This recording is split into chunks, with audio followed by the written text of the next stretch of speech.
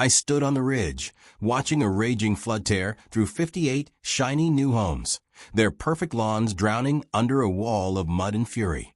My chest tightened, not from fear, but from a strange calm, knowing this was justice for what they stole. My grandfather's land, his sweat, his dreams, gone until this moment. You're probably wondering how I turned their greed into ruin. Let me take you back to when the HOA thought they could bury my family's legacy under concrete. It all began with a letter, slipped into my mailbox like a quiet threat. I lived on a sprawling piece of land just outside town, left to me by my grandfather Tom. It wasn't just dirt and trees. It was his life's work, a place of open fields and a sturdy dam he built after a flood nearly wiped out the valley decades ago. The dam wasn't fancy, but it held back the mountain's wrath, protecting everyone below. I loved that land, spending weekends fixing fences or walking the dam's edge, feeling close to Grandpa Tom. Then came the letter from the Pinewood Homeowners Association, a name I'd never heard of. It had a fancy gold logo and polite words, but the message was clear. My land was now under their community review. I wasn't part of any HOA. My property sat outside town limits, safe from their rules. Or so I thought. If you love stories like this, where the little guy fights back, subscribe to our channel for more. The letter claimed new county maps put my land in their development zone. I went to the town hall, confused but ready to fight. That's when I met Susan Miller, the HOA president. She had a fake smile and a voice that sounded sweet, but cut like a knife. "Just a clerical error, Mr. Carter," she said, her eyes cold. "We've corrected it." The room was full of people nodding along, like they were under her spell. She showed a map with my land marked in bright blue, swallowed by their plan for a new neighborhood called Pinewood Estates. I stood up, my voice shaking, and said, "This is my land. My grandfather's land. You can't take it." Susan tilted her head like she pitied me and said, "Progress moves forward, James. You should consider our offer to buy you out." The crowd went quiet, and I felt a chill. This wasn't a mistake. It was a takeover. Over the next week, things got worse. Surveyors showed up, stomping through my fields without asking.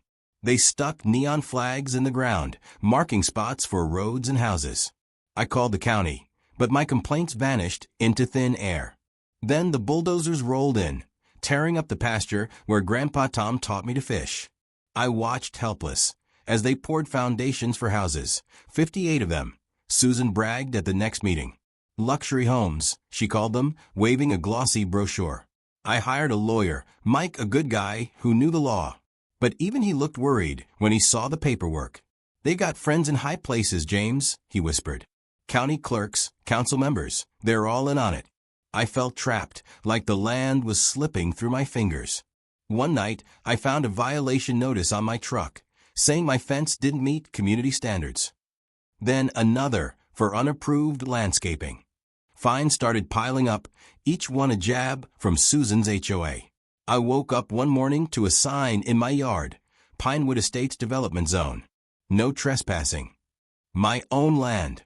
I called the sheriff, but the deputy just shrugged. "Civil matter," he said, avoiding my eyes. That's when I knew Susan wasn't just pushy. She was ruthless. She had the county in her pocket, and I was alone. But I wasn't giving up. I started taking pictures of every move they made. The bulldozers, the flags, the sloppy foundations. I saved every letter, recorded every call. I didn't know how, but I was building a case, waiting for my chance. Then I learned something that changed everything. A clerk at the county office, Emma, slipped me a tip. "Check the campaign donations," she whispered. I dug through public records and found it. Pinewood HOA had funneled thousands to local officials. Bribes, plain and simple. They'd bought the zoning changes, the approvals, everything. I felt a spark of hope, but also dread. Susan wasn't just stealing my land. She was untouchable. Or so she thought. I remembered Grandpa Tom's words, "The land fights for those who fight for it." I stopped arguing at meetings, stopped calling the county. I let Susan think she'd won. But in my shed, under the shadow of the dam, I kept my proof, waiting for the right moment. Little did she know, the mountain had its own plans. I kept my head down, letting Susan and her HOA think they'd crush me. Every day, I watched their machines carve up my land, turning Grandpa Tom's fields into rows of cookie-cutter houses. But I wasn't idle.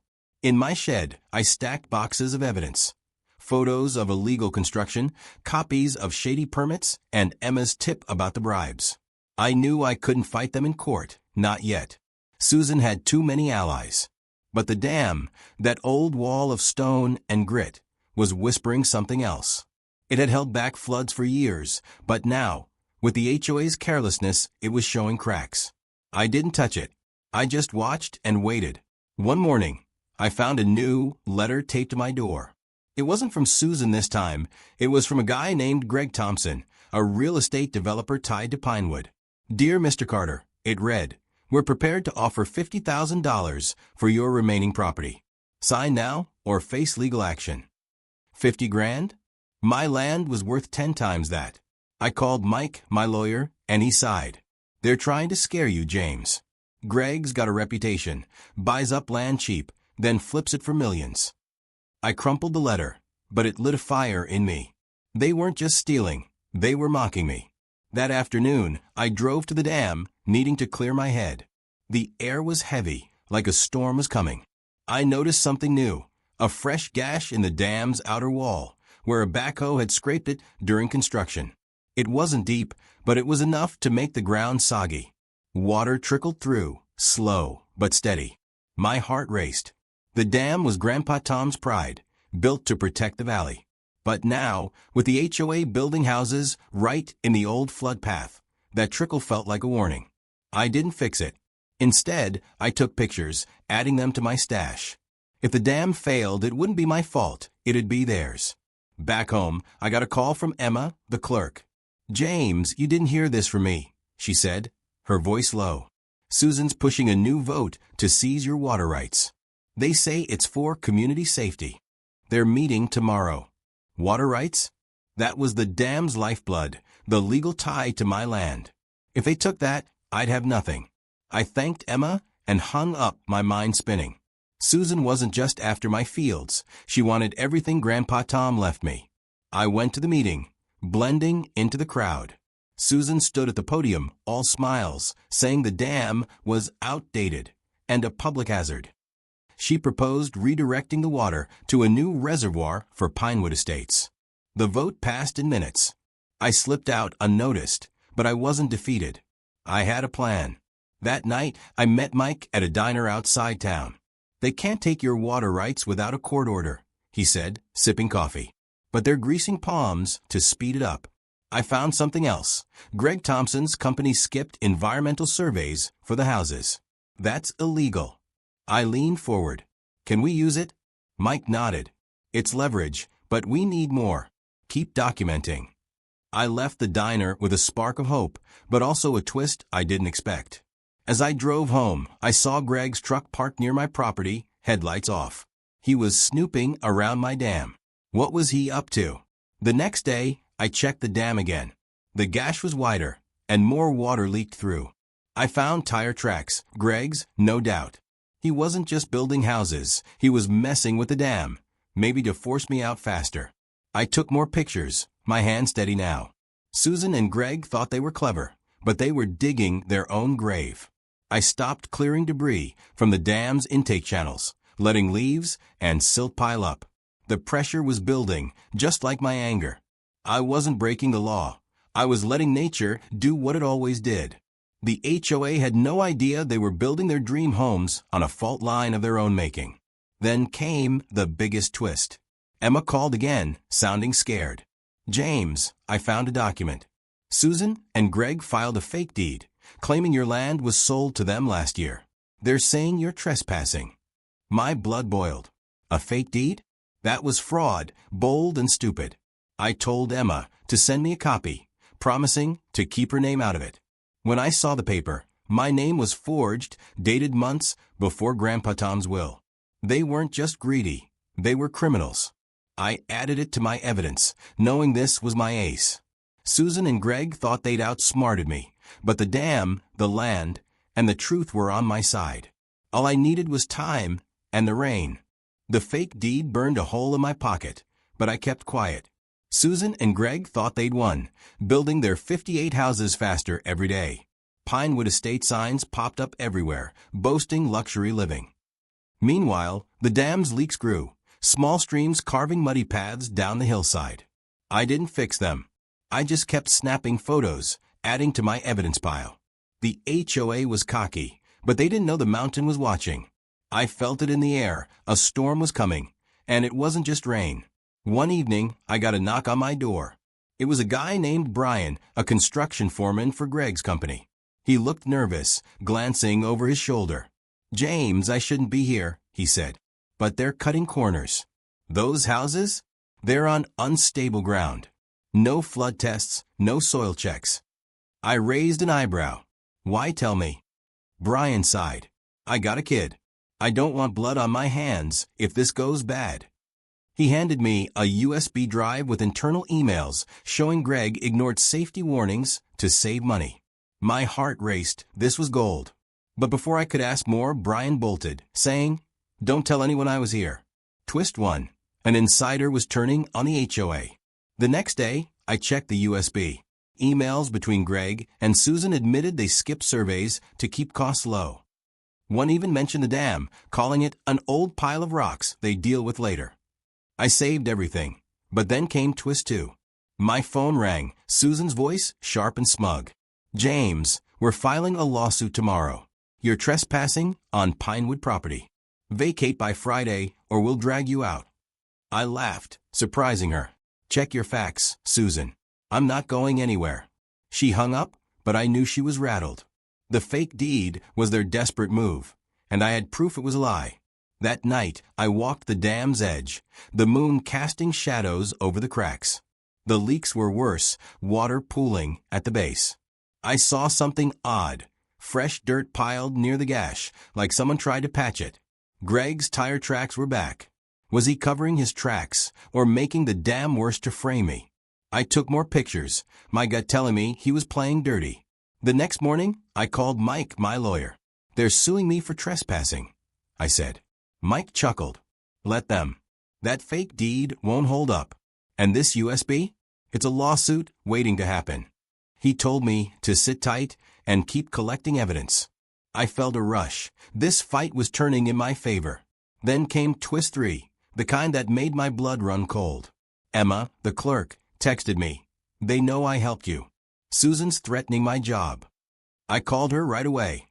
"Emma, stay safe. Don't say anything." She whispered, "There's more. Susan's got a cousin, a judge. He's fast-tracking their lawsuit." A judge? My stomach dropped. Susan wasn't just powerful. She had the law in her family. I told Emma to lay low and promised to protect her. But now I was up against a rig system. I needed a new plan, fast. I went back to the dam, thinking hard. The leaks were spreading, the ground soft and sinking. I remembered Grandpa Tom's stories about the old flood, how the valley drowned when the mountain roared. The HOA had built their houses right in that flood path, ignoring history. I didn't touch the dam, but I stopped clearing the debris clogging its channels. Leaves, branches, silt, it all piled up, making the pressure worse. I wasn't breaking the law. I was letting nature do what Susan and Greg had invited. But then, twist 4 hit like a punch. I got home to find my shed broken into. My boxes of evidence, photos, letters, the USB were gone. Someone had been watching me. I stood in the empty shed, heart pounding. Susan knew I was fighting back. She'd sent someone to steal my proof. But I wasn't stupid. I'd backed everything up on a hidden drive at Mike's office. Still, this was a warning. They were closing in. I called Mike, who said, "They're scared, James. That's why they're hitting hard. We'll countersue for theft and fraud." His confidence helped, but I felt the walls tightening. Susan, Greg, and now a judge cousin? I was one man against an army. Yet the dam, creaking under the weight of trapped water, gave me hope. The mountain didn't care about their power. It only cared about truth. The empty shed felt like a slap in the face, but I wasn't down yet. Susan and Greg had stolen my evidence, thinking they'd crush me. They didn't know I had backups with Mike. Still, their move meant they were watching, and I had to be smarter. The dam's leaks were growing, water seeping faster through the cracks. I didn't touch it, but I stopped checking it openly, sneaking out at night to avoid prying eyes. Pinewood Estates was nearly done. 58 houses, all shiny and new, sat right in the flood path. Susan thought she'd won, but the mountain was ready to fight back. The next morning, I got a call from an unknown number. A man's voice, rough and low, said, "Carter, drop this fight or you'll regret it." Before I could reply, he hung up. My gut twisted. Was it Greg? Someone Susan hired? I told Mike, who said, "They're desperate. That's a scare tactic." But twist one came fast. When I checked my truck, the tires were slashed. A note was tucked under the wiper. Last warning. I took a picture, added it to my backup evidence, and got new tires. Susan wasn't just playing dirty. She was dangerous. That afternoon, I went to the diner to meet Brian, the foreman who'd given me the USB.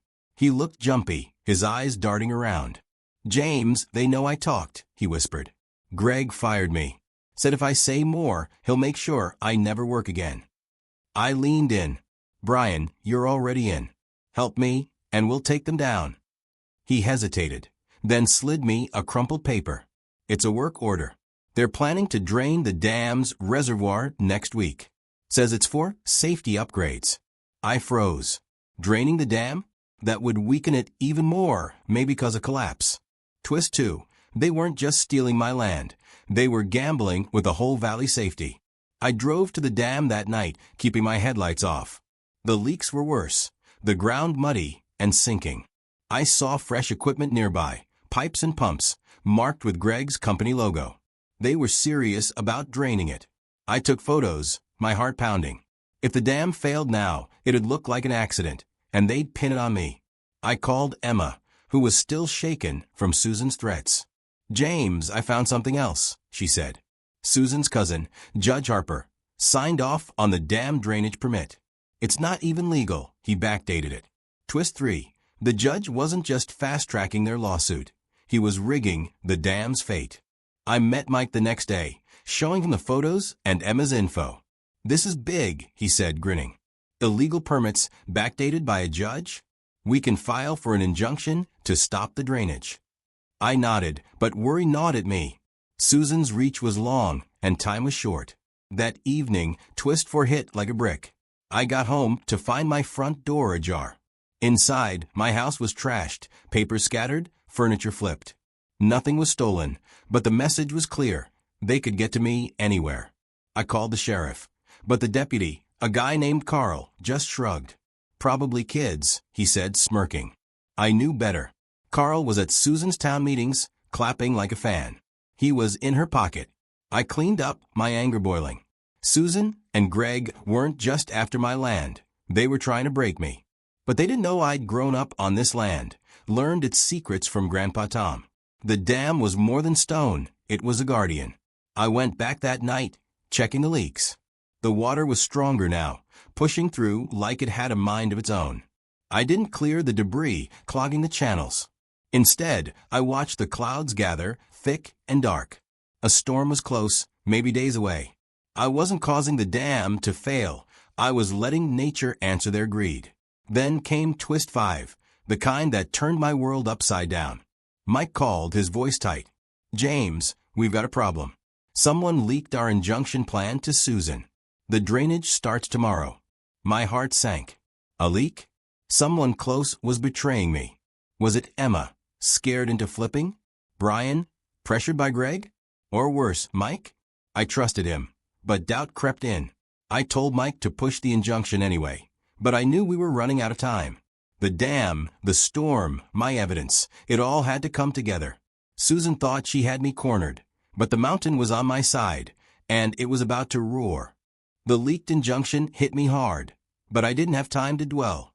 Susan and Greg were moving fast, their pumps set to drain the dam by morning. The leaks were worse now, water gushing through cracks like blood from a wound. I didn't touch it, just watched, knowing the storm clouds piling up meant trouble for Pinewood Estates. Susan thought she had me beat, but I had one thing she didn't, the land's loyalty. I just needed to stay one step ahead. I called Emma first, my voice low. Did you tell anyone about the injunction? She sounded panicked. No, James, I swear. But Susan's been sniffing around my desk. I'm scared. I believed her, but twist one came quick. Emma whispered, there's a rumor. Greg's got a guy watching you, someone local. Be careful. A spy? My mind raced. Carl, the deputy? Someone else? I thanked Emma and hung up, checking my windows. The night felt heavy, like eyes were on me. Next, I called Brian, the foreman. He didn't pick up. I left a message, asking if he'd leaked anything. An hour later, he texted, meet me at the old mill. Midnight. Got something big. I grabbed my backup drive and headed out, keeping to back roads. At the mill, Brian was a mess, his hands shaky. James, Greg's planning to frame you, he said. They're saying you sabotaged the dam. They've got fake photos showing you digging at it. Twist 2, a setup. I clenched my fists. Why help me now? Brian looked down. They threatened my family. But I'm done. He gave me a folder. Work logs proving the dam's damage was their fault. Gold, but dangerous. I drove home mind spinning. If they framed me, I could lose everything. But twist 3 hit at 2 a.m. My phone buzzed with a video from an unknown number. It showed me at the dam taking photos, except I hadn't been there that night. Someone faked it using a lookalike. I called Mike, waking him. They're building a case against me, I said, sending the video. Mike cursed. This is bad, but we can disprove it. Your backups are safe. File a police report. I didn't trust Carl, so I emailed the video to a state trooper Mike knew. By dawn, the pump started. I watched from a hill, hidden. Water flowed out, weakening the dam's base. The leaks roared now, the ground shaking. I took more photos, knowing this was their mistake. Then twist 4. Carl pulled up in his cruiser, smirking. Carter, you're under investigation for tampering with the dam. Come with me. I stayed calm. Got a warrant? He hesitated, then left, but I knew he'd be back. Susan was tightening the noose. I met Mike at his office. The injunction's delayed, he said. Judge Harper's stalling. But this video? We can trace it. As we planned, twist 5 dropped. Brian called, out of breath. James, they found my logs. Greg's burning evidence tonight at the construction site. Stop him. I grabbed my camera and headed out, heart pounding. The storm was close, lightning flashing. Susan and Greg were crumbling, but they were fighting dirty. The dam, the land, and we were ready to fight back. Lightning cracked as I sped toward the construction site, my camera ready. Brian's warning echoed. Greg was burning evidence to cover their tracks. The dam's leaks were a roar in my mind, the storm's wind rattling my truck. Susan and Greg thought they could frame me, but I wasn't letting them bury the truth. Pinewood Estates glowed under floodlights. 58 houses mocking my grandfather's legacy. I parked in the shadows, ready to catch Greg red-handed. I crept closer, staying low. Greg stood by a metal drum, flames licking the night. Papers burned, their edges curling. I snapped photos, my heart racing. Twist 1, a woman's voice, Susan's hissed, hurry, Greg. Carter's close to ruining us. She was there, tossing folders into the fire. I zoomed in, catching her face. This was proof they knew their deeds were fake. But then twist 2 hit. A hand grabbed my shoulder. It was Carl, the deputy, his grin ugly. Got you, Carter. Trespassing and spying? You're done. I pulled free, pointing at the fire. They're burning evidence. Arrest them. Carl laughed. You're the criminal here. I bolted, dodging Carl's grab. He radioed for backup, but I ducked behind a half-built house. Twist 3. My phone buzzed with a text from Emma. Found proof Judge Harper took bribes from Susan. Sent it to state police. My hope surged. Susan's cousin was exposed. I kept moving, circling back to the fire. Greg and Susan were gone, but the drum still burned. I grabbed a singed paper from the ground, a contract showing they'd bribed the county for zoning. I stuffed it in my jacket, but twist 4 struck. Headlights flared. Greg's truck roared toward me. He wasn't burning evidence anymore. He was hunting me. I sprinted through the site, rain starting to fall. The dam's leaks flashed in my mind, water tearing through cracks, ready to flood this place.